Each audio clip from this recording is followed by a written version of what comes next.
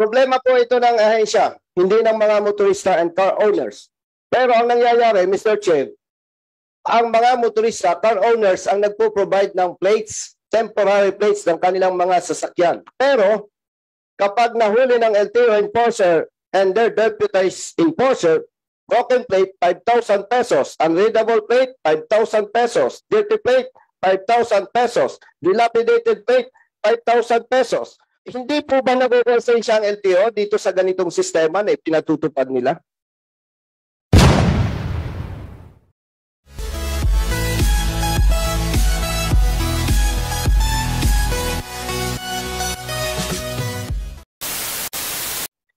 Is the minority, Congressman Bonifacio Busita.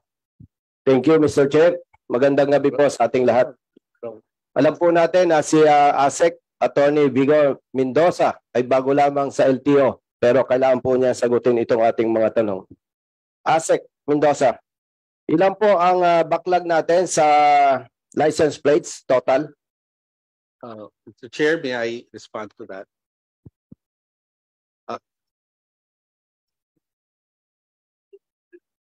Yes, please. Yeah. ASEC So ang Mendoza. backlog po natin sa motor vehicle po nasa mga 180,000 pairs. Ang motorcycle po natin nasa 13 million.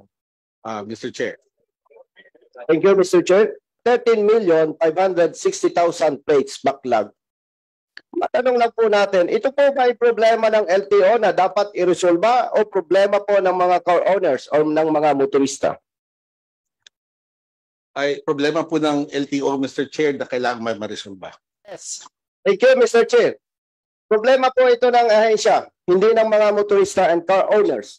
Pero ang nangyayari, Mr. Chair, ang mga motorista, car owners ang nagpo-provide ng plates, temporary plates ng kanilang mga sasakyan. Pero kapag nahuli ng LTO enforcer and their deputized enforcer, broken plate, 5,000 pesos. Unreadable plate, 5,000 pesos. Dirty plate, 5,000 pesos. Dilapidated plate, 5,000 pesos. Samantalang kung maibibigay po ng LTO ang plaka ng ating mga sasakyan, walang dadanasing ganito ang mga motorista dahil may quality, matibay at maganda ang kanilang plaka. Ang tanong lamang po, Mr. Chair, sa ngalan po ng public service at malasakit sa taong bayan, particular sa mga motorista, hindi po ba nagkukonsensya ang LTO dito sa ganitong sistema na pinatutupad nila?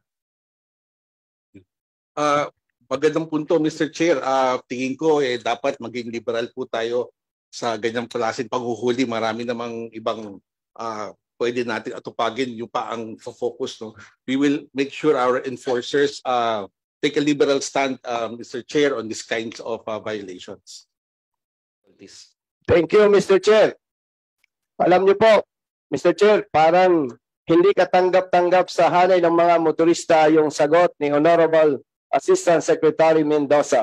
Mr. Chair, pwede po bang magbigay ng consideration ang ASEC, ang LTO, na at least 1 or 2 warnings, then on the third offense, doon pa lamang po sila mag-charge ng penalty dahil hindi po ito tama, hindi makatao na dapat yung problema nire-resolve ng LTO pero nagiging pabigat po ito sa hanay ng mga motorista. Mr. Chair, gusto ko lang banggitin, 5,000 is 5,000.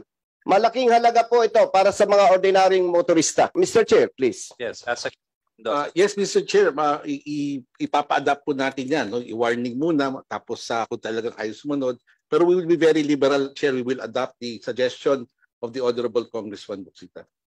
Mr. Chair, pwede po bang malaman sa butihing ASEC ng LTO kung kailan po nila i-implement ito na ating hinihiling na consideration on behalf of the motorists nationwide? Bukas na bukas, Mr. Chair, we will inform our traffic enforcement na i-adapt na po yung ganyang klaseng posisyon. Maraming salamat po, Mr. Chair. May last one concern po. Mr. Chair, kapag ka po yung plaka ng motorista ay nalaglag, nawala, nasira, nagre-request po sila sa LTO ng authority to use improvised plate. Nagbibigay naman po sila at mabilis. Ang hindi lamang po maganda, Mr. Chair, naglalagay po sila ng validity period, 1 month only. Samantalang alam po nating lahat na they cannot provide the plates ng mga motorista. So, pwede po ba, Mr. Chair, na maglabas ng memorandum ang Honorable ASEC ng LTO na tanggalin po yung validity period para po sa authority to use improvised plate. Yes, Mr. Chair, maganda rin yung suggestion niya. We will adopt the suggestion of the Honorable Congressman Busita.